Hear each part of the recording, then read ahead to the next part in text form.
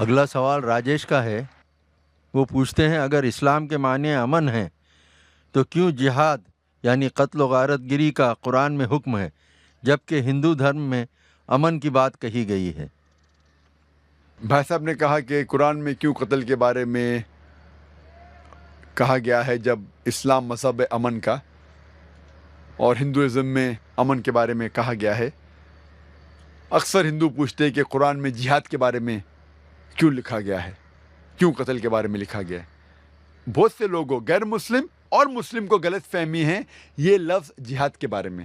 جہاد آتا ہے لفظ جہادہ سے جس کے معنی ہے جد و جہد کرنا.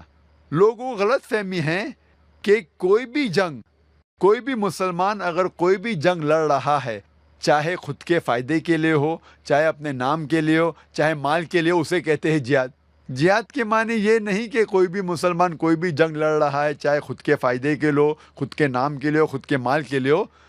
جہاد آتا ہے لفظ جہادہ سے جس کے معنی ہے جد و جہد، ٹو اسٹرائیو، ٹو اسٹرگل. اور اسلام میں جہاد کی معنی ہے to strive against one own evil inclination, جد و جہد کرنا اپنے خود کے نفس کے خلاف، برائی کے خلاف. جہاد کے معنی یہ بھی ہوتی ہے کہ جد و جہد کرنا معاشرے کو سدھارنے کے لیے. جہاد کے معنی یہ بھی ہوتی ہے کہ جنگ کے میدان میں اپنے آپ کو بچانے کے لیے جد و جہد کرنا. جہاد اسے بھی کہتے ہیں کہ جنگ کرنا ظلم کے خلاف، اسے بھی کہتے ہیں جہاد. لیکن جہاد کے معنی ہے جد و جہد. لوگوں کو غلط فہمی ہے اور غلط ترجمہ کرتے جہاد کا انگریزی میں ایز ہولی وار. ہولی وار کو عربی میں کہیں گے حرب مقدسہ، اور یہ عربی لفظ حرب مقدسہ قرآن مجید یا حدیث میں کہیں بھی نہیں آ پائیں گے. یہ لفظ ہولی وار سب سے پہلے استعمال کیا گیا تھا کروسیڈرز کے لیے، جب انگریز اپنا دین، اپنا مذہب پھیلا رہے تھے تلوار کے بل پر اور ہزاروں لوگ کا قتل کیا. اس ٹائم کہتے تھے ہولی وار.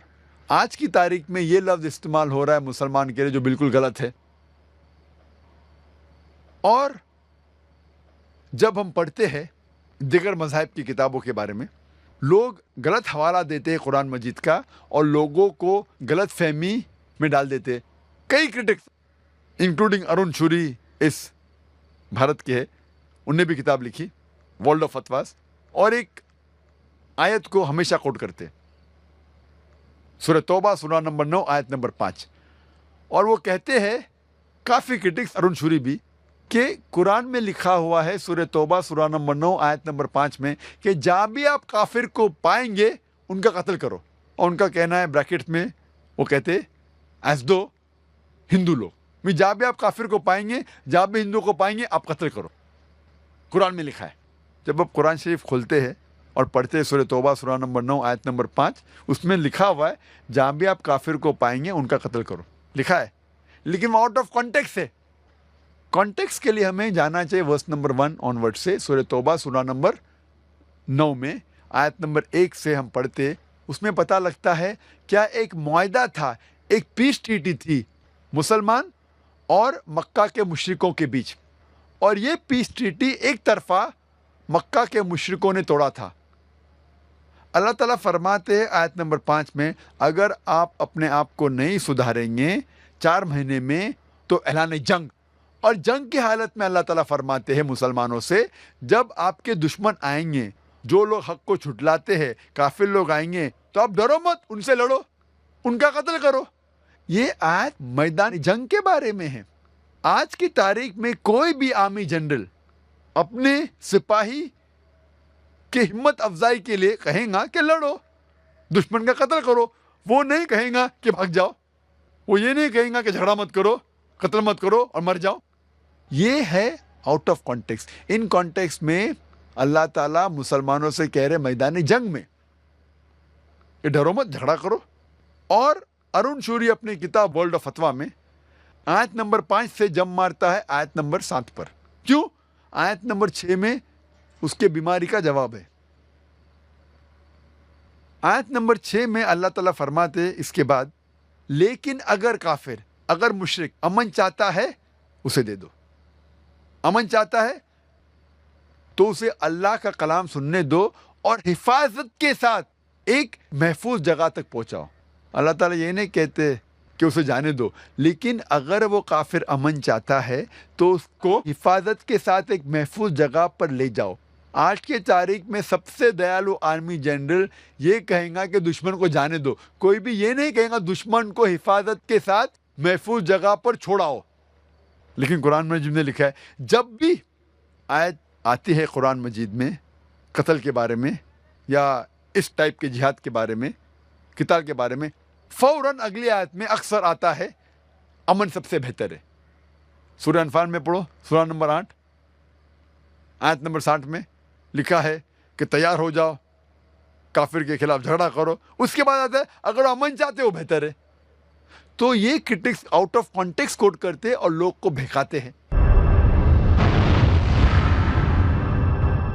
میرا طریقہ ہے جس طریقے سے قرآن مجید میں اللہ تعالیٰ فرماتے تعالوا الی کلمۃ سواء بیننا بینکم، آؤ ہم اس بات کی طرف جو آپ اور ہم میں یکساں ہے۔ میں ہندوؤں سے کہتا ہوں کہ آپ جب مہابھارت پڑھیں گے، مہابھارت میں کئی منترز ہے جھگڑنے کے بارے میں، لڑنے کے بارے میں، قتال کے بارے میں، قتل کے بارے میں، اور اگر ہم تحقیق کریں گے تو قرآن سے کئی گنا زیادہ مہابھارت میں ہے قتل کے بارے میں۔ تو ہندو مجھ سے کہتا ہے لیکن ذاکر صاحب قتل کے بارے میں یہ جو شلوکاز ہے، منترز ہے مہابھارت میں، وہ حق اور باطل کے درمیان ہے، قرآن میں بھی وہ ہے۔ تو ہندو بھائی مجھ سے کہتا ہے تو مجھے قرآن سے کوئی اعتراض نہیں، کیونکہ وہ مہابھارت کے بارے میں جانتا ہے، تو حوالہ دیتے تو قرآن بھی قبول کرتا ہے۔ ایسے جنگ سے مجھے کوئی شکایت نہیں۔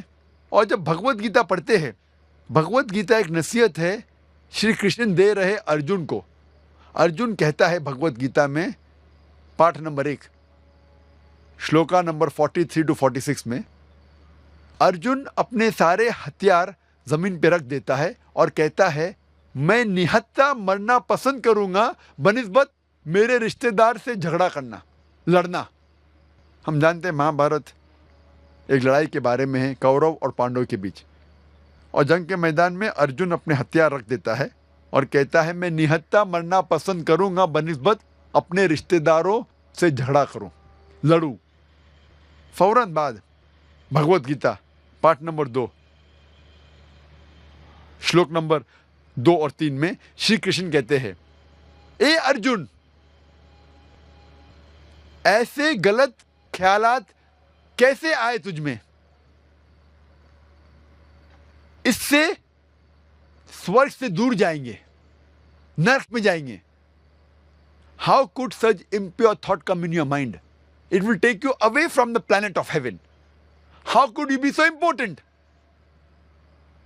اور آگے پڑھتے ہیں تو لکھا ہے بھگوت گیتا پارٹ نمبر 2 میں منترا نمبر شلوک نمبر 31 32 33 میں شری کرشن کہتے ہیں ارجن سے شتریہ کا دھرم ہے کہ وہ لڑے، اور کامیاب ہے بلیسڈ دو شتریہ، وہ لوگ کے اوپر اچھائی آئے، وہ شتریہ جس کو جھگڑنے کا موقع ملتا ہے، لڑنے کا موقع ملتا ہے۔ اگر شتریہ نہیں لڑے گا تو وہ گناہ کر رہا ہے، اگر لڑے گا تو جنت میں جائیں گا۔ اور بہت سے کرٹکس آف اسلام جو اسلام کے بارے میں اسلام کے خلاف کتاب لکھتے ہیں، وہ ایک حدیث پیش کرتے ہیں محمد صلی اللہ علیہ وسلم کی، جو صحیح بخاری میں سے ہے، جلد نمبر 4 کتاب الجہاد پارٹ نمبر 2 حدیث نمبر 46 جس میں محمد صلی اللہ علیہ وسلم فرماتے اگر مجاہد جنگ کے میدان میں اس کا قتل ہو جاتا ہے تو جنت جائیں گا، اگر زندہ واپس لوٹتا ہے تو اسے اس دنیا کا مال ملے گا۔ بہت سے غیر مسلمان اس حدیث کا اعتراض کرتے کیسا دھرم ہے یہ اسلام، کیسا مذہب ہے جس میں لکھا ہے کہ اگر آپ جنگ کے میدان میں جائیں گے اور مر جائیں گے تو آپ کو جنت ملیں گی، سورگ ملیں گی، واپس آئیں گے تو آپ کو دولت ملتی ہے۔ جب ہم بھگوت گیتا پڑھتے، بھگوت گیتا پارٹ نمبر 2 شلوک نمبر 37 میں لکھا ہے شری کرشن کہتے ارجن سے اے ارجن اٹھو اور لڑو. اگر جنگ کے میدان میں تمہارا قتل ہوگا تو آپ سورگ میں جائیں گے. اگر زندہ واپس آئیں گے تو اس دنیا کی دولت ملیں گی.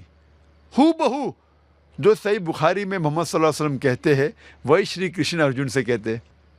میں یہ سوچتا ہوں کہ کیسے یہ کرٹکس آف اسلام میں یہ ارون شوری خود کی کتاب نہیں پڑھا, نہ بھگوت گیتا نہ مہابھارت, اور قرآن کے بارے میں خلاف لکھنے لگا. افسوس کی بات ہے, خود کی کتاب پڑھیں گے تو جواب ملے گا. تو اسی لیے ہر مذہب میں جب ضرورت ہے کسی کا قتل کرنا غلط ہے. قرآن مجید میں ذکر آتا ہے سورہ مائدہ میں سورہ نمبر 5 آیت نمبر 32 میں, اگر کوئی بھی انسان کوئی دوسرے انسان کا قتل کرتا ہے, چاہے وہ مسلم ہو یا غیر مسلم ہو, وہ ایسا ہے کہ ساری انسانیت کا قتل کر رہا ہے. صرف قتل کے بدلے قتل, یا وہ شخص اس زمین پہ فساد پھیلا رہا ہے. یہ دو وجہ کے علاوہ کوئی بھی انسان دوسرے انسان کا قتل کر رہا ہے تو وہ ایسا ہے کہ ساری انسانیت کا قتل کر رہا ہے.